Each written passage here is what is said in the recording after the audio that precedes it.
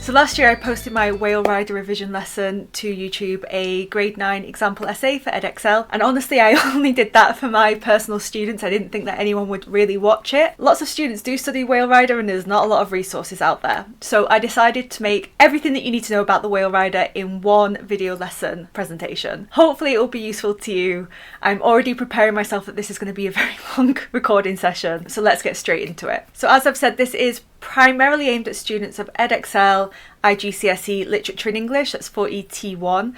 However, if you are studying the whale rider for any other exam board, the novel stays the same, right? So all of these ideas, quotes, symbols, characters, themes will be relevant for anyone. I am going to start off by introducing some Edexcel specific stuff, so just feel free to skip ahead if it's not relevant for you. Don't forget that if you do like this video lesson, that I've got more like this on my website, that's totally.co.uk, where I offer tutoring, small group classes, masterclasses, courses and teaching resources. So do head on over there if you'd like to check any of that stuff out. Beginning first of all then with Edexcel's assessment objectives. So the whale rider will be on your paper 1, where you'll be tested on your novel.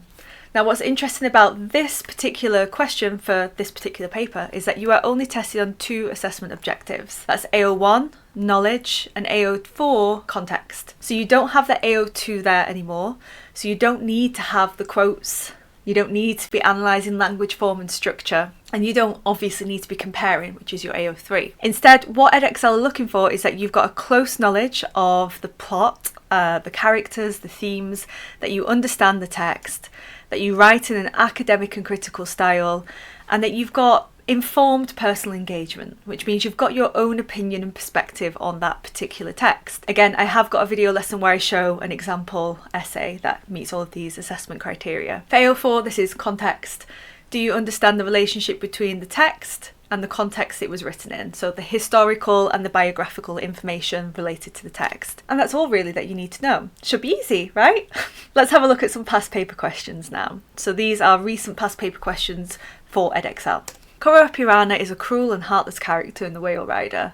How far do you agree with this view? Explore the significance of the legend of the whale rider in the novel. Discuss the importance of leadership in the whale rider. In what ways is change important in the novel? And explore one character who, in your opinion, has great power in the whale rider. That last question is really a little bit of a gift. So if you get one of these choose a character who questions, you can basically turn it into whichever character that you like. So you could say that Koro has great power, Nanny Flowers, Kahu, Kahutia Tarangi, Rawiri even, like as long as you can argue it, you can write about whoever you want. For Edexcel, you will always get a choice of 2 questions. So if you hate some of these questions, don't worry, you will have another choice. And generally you get 1 character question and 1 theme question. Not always, but generally. Starting off now with some context, our AO4.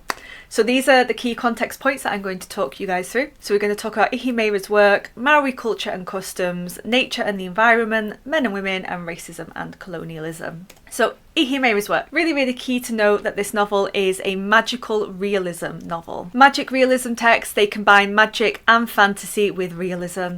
So, you know, when Kahu is speaking to the whales, that's magic. But when Rawiri goes to Bondi Beach in Australia, that's realism, right? So we've got kind of the fantastical world and also the everyday world that we recognise combined with one another. So simply saying this is a magical realist book gets you some context points. Some biographical information that you can include is that Ihimeira was inspired to write the novel after his 2 daughters complained that any heroic characters in the books that they read were all male, because of course they were. They wanted a book with a heroic female character, so good old dad Ihimeira wrote it for them. So therefore Nanny Flowers and Kahu could both be these role models for Ihimeira's own daughters. And again, this would be classed as context by Edexcel. In terms of Maori culture and customs, for the most part, like you can honestly just say blah blah blah blah blah happens, comma, which is a real Maori custom, and that gets you some AO4 points. So for example, burying Kahu's birth cord is a traditional Maori ceremony that symbolises her connection to the homeland. Like burying the birth cord is a real Maori tradition, AO4. Pakeha is a real Maori myth, and he brought the Maori people from Hawaii to New Zealand Atarohi. If I say some of these words wrong, please do forgive me. Okay, I already put like a correction of my pronunciations in my last whale rider video. Pakeha was also known as Kahutia Tarangi, or Kahu, right? And Pururangi is also named after their famous ancestor, and the Puro tribe is named after him. So their names relate back to traditional Maori culture, customs, traditions, etc. Kahu is represented as the last spear that Peikia threw, or Kahutia Tarangi threw, which waited until it was truly needed. So any of these like plot points in the novel or their names, comma, which was a real Maori culture or custom, and get your AO4 points for that. The Maori language is used very, very frequently throughout the book. For example, you've got this phrase, Hoi-i, Haumi-i, Taki-i, which means join everything together, bind it together, let it be done. So this was used at the end of Maori prayers, is used at the end of Maori prayers, and it's at the end of many, many chapters of the book, including the very last lines of the book. So it suggests this desire to bring together the natural world and humans again. And we'll get more into this later, but it's basically this idea of oneness, coming together, being whole and complete, natural world and animals and the whales together with the human world in oneness. Bind it together, join it together, let it be done. The prayer, the hope for the future. Koro takes his role as chief seriously and tries to preserve Maori traditions and fight for Maori people in court and land disputes, which were all serious issues at the time and still are. So again, the things that Koro does are real issues represented in the novel. That would get you AO4 points. And that Rawiri goes to Bondi Beach, which is part of the Australian city of Sydney. And this place was known because lots and lots of Maori people were really living there. And so Rawiri shows that real struggle that Maori people faced to kind of reconcile their identity of being Maori, being part of the tribe and this tradition, whilst also like living in the modern world. Like, how do you be Maori when you're also partying at Bondi Beach? So it's trying to show like, how do you resolve those two different identities? And again, you've got this idea of oneness, right? I can be both Maori and also live in the modern world, let it be done. I can be female, I can be a leader, let it be done. The natural world and the human world can coexist, let it be done. Hoi-i, Haumi-i, Taki-i. Like, we're going to go over this oneness so much this presentation because frankly, like, that is the central message of the book. Nature and the environment. So lots of this is just, and this was a real issue once again. So the 80s and the 90s were an important period of environmentalism in New Zealand. There were lots and lots of protests against nuclear energy, nuclear bomb testing. And for example, at the end of the book, the whales, they change their route that they're going on because of the testing at Mururoa. The 80s and 90s also had important protests against whaling. In fact, whaling, by the way, means hunting whales. And whaling was banned 1 year before The Whale Rider was published. But you can assume that whilst Ihimeiru was actually writing the novel, this kind of like battle to get whaling banned was still going on, so very much influenced by that. And in terms of nature and the environment, well, the book itself represents nature and the environment because it's structured into 4 sections. It's structured into spring, summer, autumn, winter, and then the epilogue, which shows like that Kahu is connected to this like journey of life, of growing up, and the inevitability too of like time will progress. Like, so as much as Koro wants to keep these traditions in place and refuse change, actually time passing and change is something that is inevitable and that we cannot stop. So the structure of the novel also represents that too. This is structure, but you get context points for it according to Edexcel mark scheme. Okay, whatever. Another key context point that you can get is patriarchy. So Maori culture is male dominated, so men tend to be at the top of the hierarchies, but actually this patriarchy and this hierarchy is challenged by both Kahu and Nanny Flowers. So Nanny Flowers mentions that she has got famous female tribal leaders as her ancestors, most notably Murawai. She repeats the whole way through the novel that she's got Murawai blood. And Murawai was a real Maori leader for a Maori tribe. And so it's this idea of like, you know, Koro says that he's trying to preserve tradition and that women cannot be leaders. But even before like they were born, there were female leaders. So his desire to preserve tradition is a little bit flawed in that he doesn't even seem to account for all tradition. It's just the tradition that is convenient to him, you know? And then later on, when Koro is disappointed that Kahu is born first, because that should be the leader of the tribe, the male line of descent. But plenty of Maori women have been chiefs. For example, 13 female chiefs signed the Treaty of Waitangi with the British settlers. So Koro is trying to fight against something that's already a tradition. Is it just him trying to use this tradition as an excuse to support his own sexism? Perhaps. And finally, racism and colonialism. So when Rawiri, goes to Papua New Guinea, he witnesses racism. Now, Papua New Guinea was briefly a protectorate of Australia, and a lot of white people came to exploit its resources.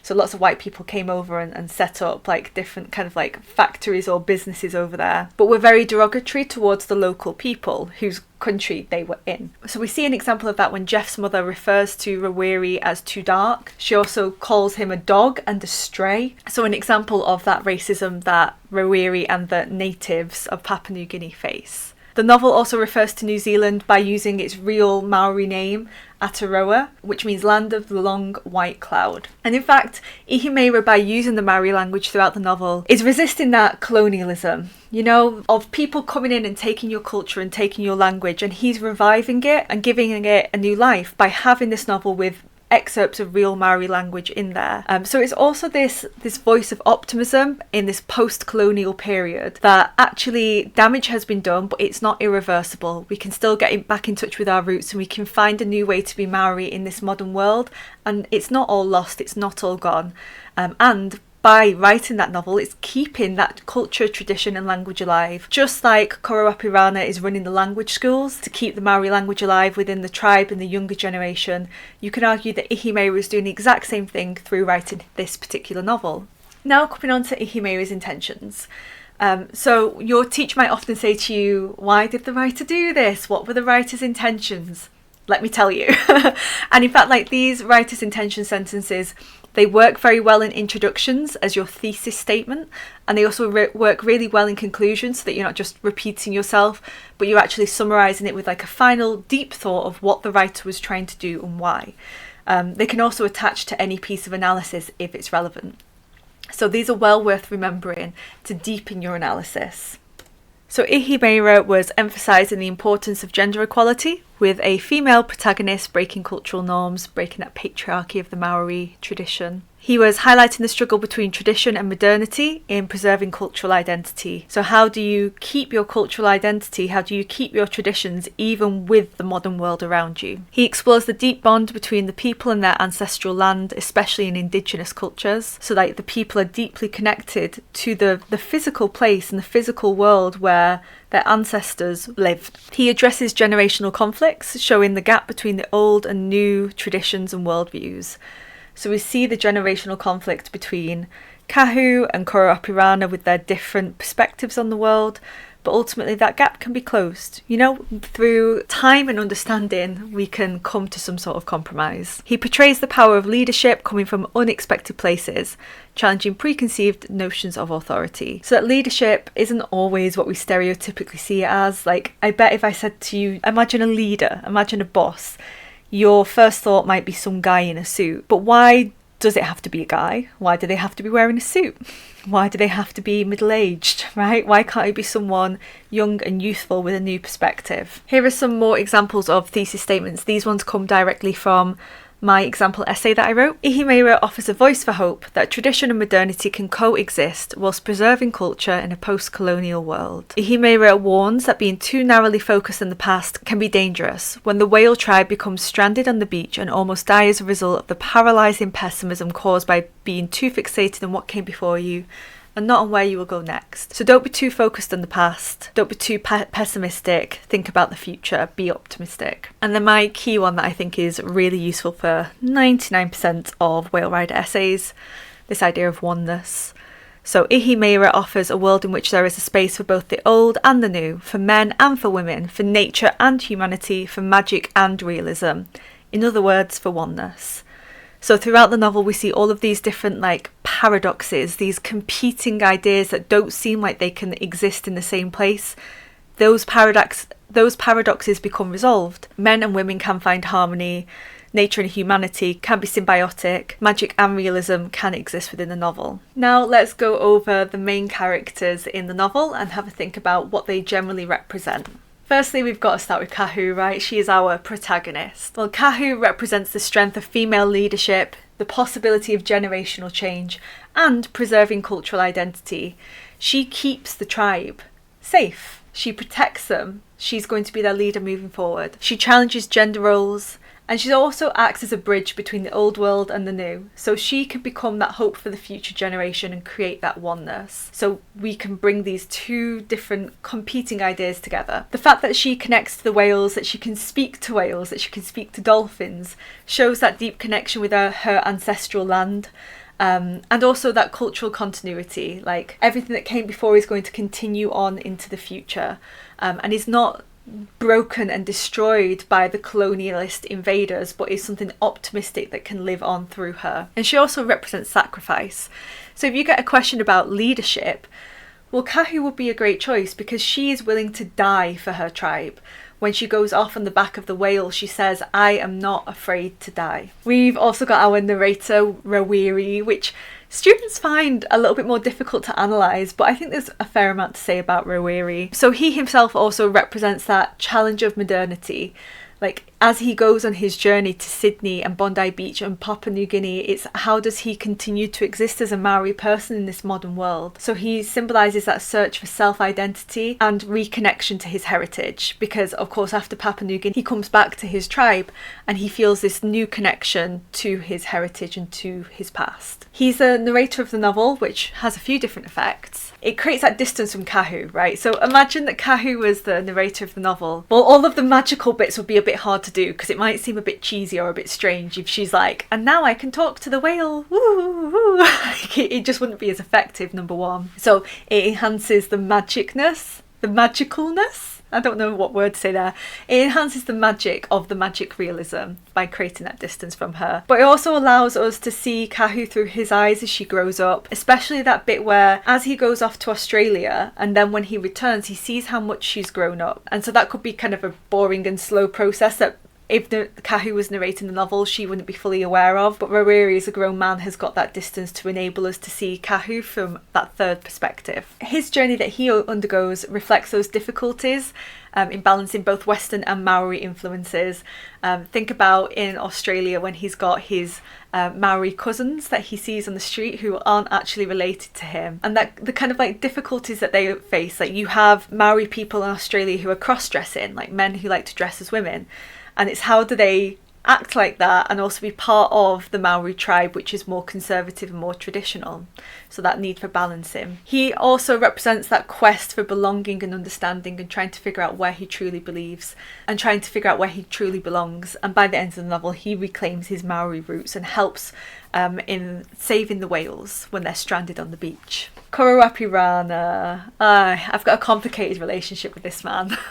So he represents the rigid adherence to tradition. This is the tradition, so therefore we're going to do it exactly this way. Like, not going to break any rules or anything like that. He also represents the struggle for male authority as the male leader. The male leader who is bossed around and told what to do by his wife. And also that generational conflict. The fact that the older generation might find it a little bit more difficult to adapt to change, but ultimately he is capable of change. So it's trying to show that even the most stubborn and even the most old-fashioned members of our communities can change if we are gentle with them. If we don't just go, "Ugh, you're old-fashioned, you're a sexist, go away." But if we listen to their concerns and give them time, then they can change. He's a very, very good leader. As we've already said, he's determined to preserve those Maori customs, for example, keeping that language school alive and trying very, very hard to find a new leader for the tribe. He's really concerned about the future of the tribe after he goes. But the fact that he's so determined to preserve the Maori customs means that he often rejects change as a result. His rigid views, they clash with the younger, more open-minded generation and with his wife, Nanny Flowers. Perhaps Nanny Flowers representative that it's not like immediate and natural that the older generation will be more old-fashioned because she's already more open to change. Koro undergoes a journey. He undergoes a journey of thinking that Kahu cannot possibly be the leader of the tribe to crying at the end of the novel and telling her how sorry he is and that of course he accepts her. So when he does this, when he accepts that she can be the tribal leader, that paradox of tradition and modernity is resolved, right? So my camera just zoomed in. Hang on, let me unzoom out. Yeah. So it's not just that one side has to win, actually both sides win, and they find that compromise between them. And so when we resolve that paradox, it creates oneness at the end of the novel. Hui-i, haumi-i, taki-i, let it be done, right? The oneness, the prayer, the two worlds coming together. Nanny Flowers. Now, Nanny Flowers, she represents wisdom, nurturing love, and bridges the gap between those generations. She offers guidance and patience, with some characters more than others. Obviously she's less patient in many ways with Koro Apirana, but this allows Kahu to grow into her leadership role. She provides that loving environment which counterbalances Koro's harshness to Kahu. One symbol of that is that she tends her plants in the garden. So just as she nurtures and grows those plants with care and love, she does the same to her grandchildren. She embraces change whilst honouring tradition, and she helps Kahu find that path as her leader, and helps Koro too to realise his mistakes. One example that you could give for that is Nanny Flowers, although she tells Koro off, she understands that he needs time and she understands how to convince him. So for example, when Kahu gets the stone from the bottom of the lake, which Koro threw in for the male children to see which one could be the tribal leader, but actually it's Kahu who gets it. Kahu shows Nanny Flowers, and Nanny Flowers knows at that moment it's not the right time for Koro to know, and she tells Kahu not to show him. And then later on, when it's the right time, then Kahu can show him the stone. So she gently guides Koro to change his perspective. But it's this idea once again of you need to be gentle and nurturing with people for them to change, and not just simply dismiss them or cast people aside if they don't have the same perspective as you. And Nanny Flowers does also finally represent female leadership as a role model to Kahu and also to the reader, remembering that her ancestral line, she's got Murawai blood, so she comes from a line of strong female leaders already. Then we've got Purangi, Kahu's father. He highlights the struggle between maintaining cultural traditions whilst adapting to new realities. So again, trying to kind of find that balance between tradition and modernity. He's the eldest son, and so he's expected to produce a male heir, but actually he has 2 daughters, so he can't fill these traditional expectations, showing that tension between modernity and tradition. He does, however, accept Kahu's potential as leader and shows that potential to change. Again, probably because he's one of the younger generation. And he is very committed to his family. He loves and supports Kahu even when Koro does not.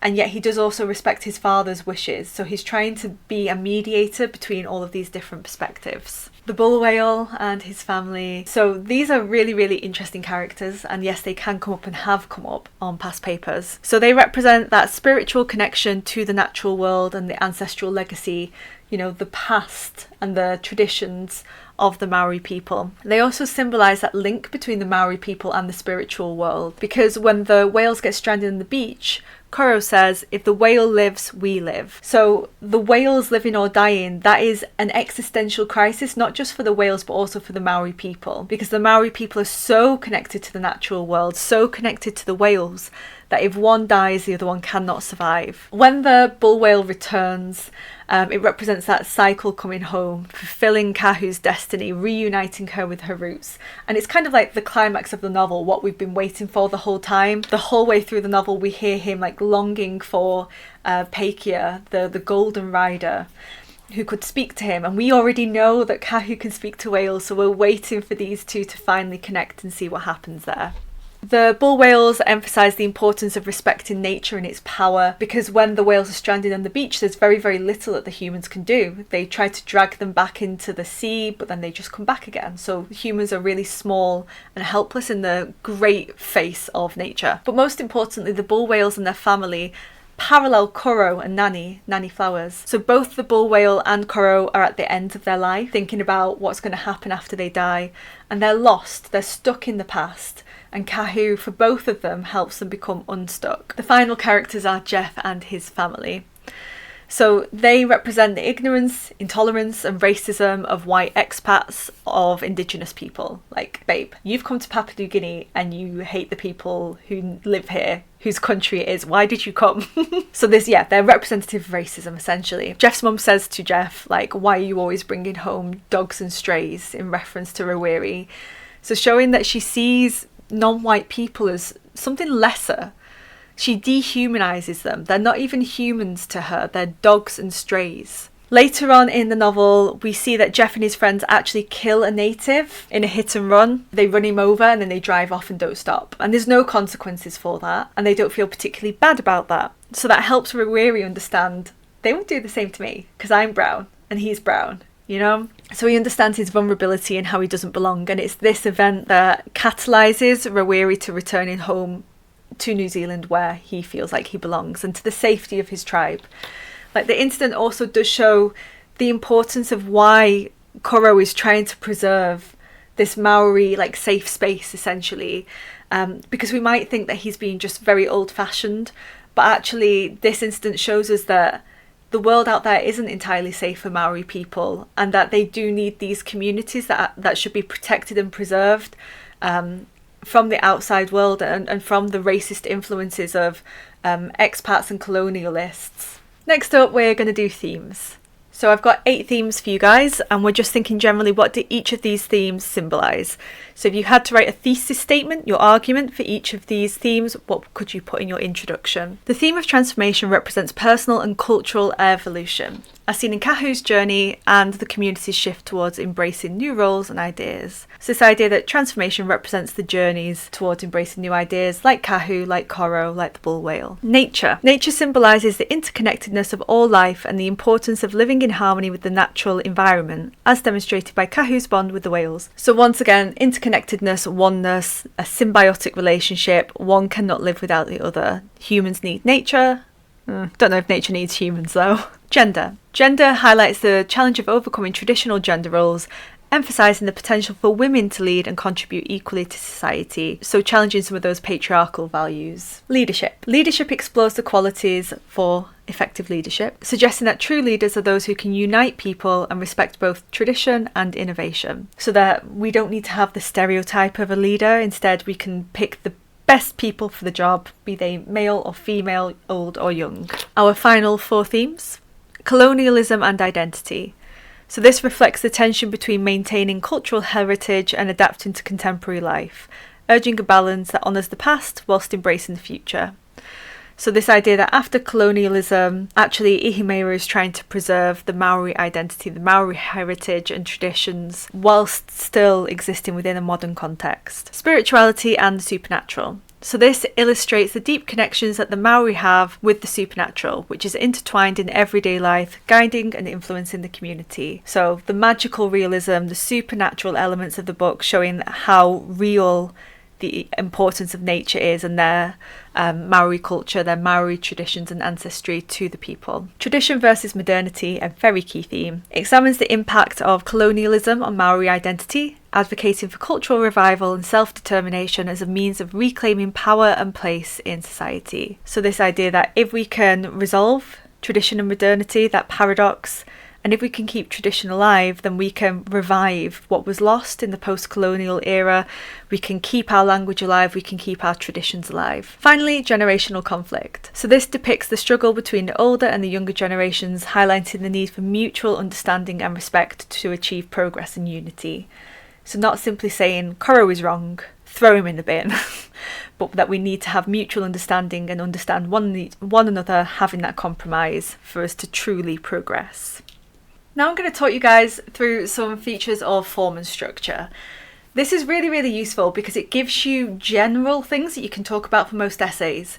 And I also find that most top students will analyse form and structure, whereas like CB students will focus more so on just analysing language and plot. But this gives you something a little bit deeper to say.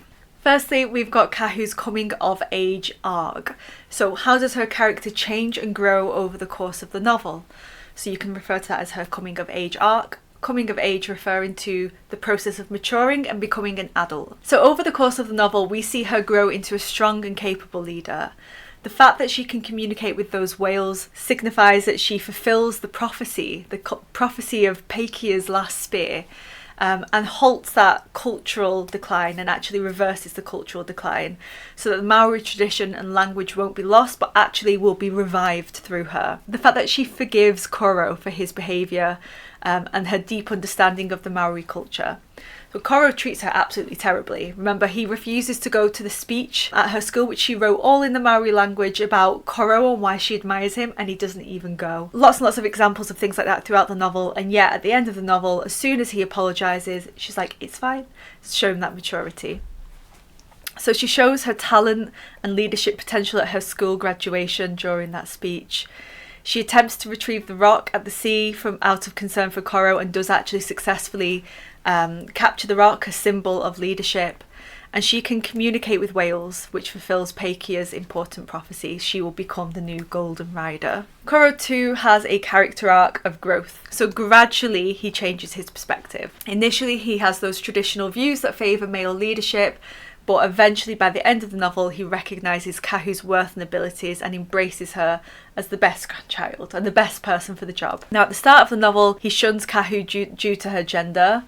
He cries when all of the potential male chiefs fail his test, showing that he is vulnerable. He does genuinely, truly care. But ultimately, he does accept Kahu as leader and acknowledges that she's the best person for the job. He symbolises the fact that the older generations are also capable of change, and he resolves the paradox between tradition and modernity, thus creating oneness. Now, throughout the novel, we've got the repetition of the prayer, which we've already mentioned, which is Hui-i, Haumi-i, Taki-i, let it be done. And that's traditionally used in Maori prayers, rituals or speeches as a conclusion. We've got many chapters that end with this particular phrase, and indeed the whole of the novel concludes with this phrase. So by repeating this prayer at the end of chapters, Ihimeira is creating interconnectedness between the characters and their shared destiny. By repeating it the whole way through, he's connecting each plot point, each character together, creating that unity and the importance of returning to one's roots. It also reflects that broader metaphor of the Maori Renaissance, meaning bringing back the Maori traditions, that revival of Maori language and culture and literature, because it is in the Maori language. So by using the Maori language, Ihimeira himself is keeping the language alive. Throughout the novel, we have got parallel narratives that converge. Converge means comes together. So yeah, okay, right, fine. I know that parallel lines never intersect, right? But in this novel, the parallel lines gradually intersect. Maybe you can tell me the term for that. So the parallel narratives are that of the humans and the whales, especially of Koro and the ancient bull whale, showing that they are connected to each other and mutually dependent on each other. If the whale lives, we live. Well, that's even shown through the structure of the novel. But eventually the plots converge. So at the end of the novel, Kahu communicates with the whale, right? So they're not in separate chapters anymore, but they're actually together and their languages are together. So that symbolises the restoration of balance between humans and the natural world. In fact, that's also shown through the use of language. So it's not just that the plots and the stories gradually come together, or that Kahu and the whale gradually physically come together, but the language style also converges. So the sections that are written from the perspective of the whales, they are italicised, which means the font is slanted like this, and they're much more poetic, whereas Rawiri's sections are much more realist, casual language. But by the end of the novel, the italic sections and the real world Rawiri sections are even in the same chapter, whereas before it was like Rawiri chapters, whale chapters, separate. Now they're even in the exact same chapter. So we see that right here. This is the last couple of paragraphs from the whole novel. So I've not cut anything apart here. So you can see that we've got the Rawiri section. Suddenly in the joyous melee, Kahu raises a finger to her lips, then ancient bull whale, then Kahu, then ancient bull whale, then Kahu, and finally the end of the novel with all of this lovely Maori language symbolising the Maori Renaissance and keeping the Maori language alive. Through doing this, the novel literally creates that oneness, okay? So the stories converge, the characters converge, the writing style converges, and everything becomes whole by the end of the novel. And the prayer becomes true. Let it be done, it has been done. The novel is also structured into seasons, as we've said before. So we've got spring, summer, autumn, winter, and then the final epilogue. So this suggests the inevitable passage of time, just like Kahu's coming of age arc, as Kahu will inevitably mature, as Koro will inevitably get older and someone else will become leader, so too will the seasons of time keep passing. So that shows that modernity in the future, they are impossible to stop, and that the Maori people must find a way to change with the times. But even as they're changing within this modern world, they still need to find a way to preserve their culture and identity, find that balance between the two. In terms of narrative perspective, as we've said before, the narrator is Rawiri, who is Kahu's uncle, and we've also got the narrator of the whales, although that's told from third person narrative perspective, whereas Rawiri is first person narrative perspective. So Rawiri gives us that distance. He lets us see Kahu's growth through his eyes more objectively. He's an observer, therefore he's more balanced, but it also increases the magic because we can see Kahu's connection to the whales from an outside awed observer rather than directly from her own perspective. Also, because Rawiri is the only one that leaves Wangara, he allows us to have that perspective of the wider world. So if we weren't in Rawiri's perspective, we would never go to Bondi, we would never go to Sydney, we would never go to Papua New Guinea. So it allows us to see the world outside of the tribe. He grows to be someone deeply connected to culture when he returns, inspired by both Koro and Kahu. And don't forget that it's told in past tense, retrospective. So he's writing the novel somewhere in the future once all of this has already happened. So even before the first page, he already knows that Kahu is going to be leader. He already knows that Kahu can speak to the whales because he's telling it from some point in the future, right? So therefore, it's all told in past tense and it's got quite a reflective tone. Rawiri's sections, as we've said, are narrated using everyday colloquial language, whereas the whale sections are narrated using elevated poetic language that's got many, many metaphor and many Maori phrases. So these two differences in language style could represent that conflict between tradition and modernity, but again, this is resolved by the end of the novel when the two styles converge. And it also represents magic realism, so the magical, beautiful, poetic style of the whales versus the realistic style of Rawiri's narration. The fact that we have got Maori language so often throughout the novel is symbolic of the Maori Renaissance. You might know Renaissance in terms of Shakespeare, and that was like the Renaissance, the revival of thinking about ancient cultures, especially ancient Greece and ancient Rome, and being inspired by those cultures. Now the Maori Renaissance is reviving and bringing back to life Maori identity and traditions that were lost during colonialism. And we see that when Koro sets up the language schools to preserve language himself within the plot, but also Ihimera himself, by using the Maori language, is like Koro preserving the Maori tongue. So it's a form of resistance against colonisation, but it's optimistic. It shows that what has been lost can be regained, right? It's been destroyed and it's gone forever, but it's if we preserve it, if we care for it, we can keep it alive, we can bring back what was almost lost. So by doing this, the Maori people, they're embracing their heritage and refusing to assimilate, become one of the white culture that's around them. They're keeping a hold of their culture. Throughout the novel, we have many paradoxes that resolve. I'm not going to go through these slides, but you can feel free to pause them. But we get tradition and modernity resolving when Kahu becomes that bridge and becomes the leader. Our relationship to nature is resolved, so the paradox of humans versus nature, when Kahu goes on the back of the whale, so showing that nature is parallel to the tribe, and if the whales live, then we live. Gender, that gender doesn't always dictate who you can be, that it's possible to be both a woman and a leader. And colonialism and identity, that it's possible to preserve identity in a post-colonialist world, much like Ihimera is doing himself through the very act of writing this book. The next section is looking at some of the common symbols and motifs that we see throughout the novel.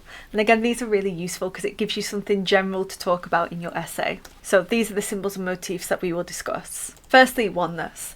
So Koro says that humans have lost their oneness with nature through abusing their environment. And so the whole novel is that journey to reclaim their oneness with nature. So representing that paradox, humans with nature, tradition with modernity, realism with magic. So a huge symbol, and to me the most important symbol, as you can probably tell, because it's all I've spoken about, is this idea of oneness. The symbol of the birth cord, that symbolises the connection between the past and the present, reality and fantasy. It also means that wherever you plant the birth cord is where you will come back to, right? Like you've been planted there. Now that's traditionally something that they only do with males, but Nanny Flowers insists on burying Kahu's birth cord. So that shows that Nanny Flowers is willing to defy Koro, representing patriarchal standards and views, and do what she thinks that she's right, but also that she knows that eventually Koro will understand what she's done and will eventually agree. It's a reminder of the oneness that the world once had, humans in nature, literally in the soil, right? And the birth cord joins those two realms, between the real and the unreal, the natural and the supernatural, humans and nature. The symbol also foreshadows Kahu's return to Wangara, because remember at the start of the novel she's not living there, it's only when she's older that she comes back to Wangara. and symbolises her journey towards becoming that tribal leader. So a really, really important symbol. Pakia's spear. So this is the spear that Pakia throws into the future that will be planted and become the future leader of the tribe. And that's based on a true Maori legend. Yes, you will get AO4 points for saying that. And it symbolises the Maori people's special connection to the past and the enduring power of tradition in the modern day. You've also got the stone that Kahu retrieves from the bottom of the sea. This is what Koro throws into the sea so that the boys can get it to see who will be the future leader of the tribe, but actually it's Kahu who secretly gets it. So it represents that she is destined to become the future leader, but also a symbol that Nanny Flowers understands that now is not the right time to tell Koro that she's found it. So it's like change can happen, but it has to happen at the right pace. So Koro can change, but we can't force him to change before he's ready to. Nanny Flowers' motorbike. So Nanny Flowers rides Rawiri's motorbike, so that shows that she is a more modern person, right? She's willing to embrace change, she's willing to undergo adventure. But not only that, motorbikes are usually a symbol of male power, they're more masculine, so it shows how Nanny Flowers is willing to challenge gender roles and patriarchy. We've got Nanny Flowers' Murawai blood, which represents that women are capable of being strong leaders too. And it's not actually a tradition that you have to have a male leader, because there have been strong female leaders of Maori tribes in the past prior to Nanny Flowers and prior to Kahu. Final symbol is the whale song. So the whale song symbolises the whale's deep ancestral connection to nature and spirituality. It's that connection between the past and the present, the voices of the ancestors literally through the whales, and symbolising cultural continuity. So that Maori culture will carry on and persist despite colonialism and modernity posing their threats to it. It also shows the Maori people's deep spiritual connection to the natural world, because it's a Maori leader who can hear it. And the whale song also foreshadows Kahu's deep connection to nature, and that she will become that leader and that bond that she will have to the heritage of her Maori people. Okay, and that's my revision lesson done of everything that you need to know about the Whale Rider for your Edexcel Paper 1. If you found this video lesson useful, please do like and subscribe to my YouTube channel, and don't forget that you can check out more like this on my website, taughtly.co.uk. I do also offer one-to-one tutoring, self-formed group classes, so if you've got some classmates, you guys can make a little group and come study with me. And finally, I am doing a first language English IGCSE masterclass in March and April. Link to that is in the description. Thank you so much for watching. I do hope that you found this useful, and I'll see you guys in my next video. Bye!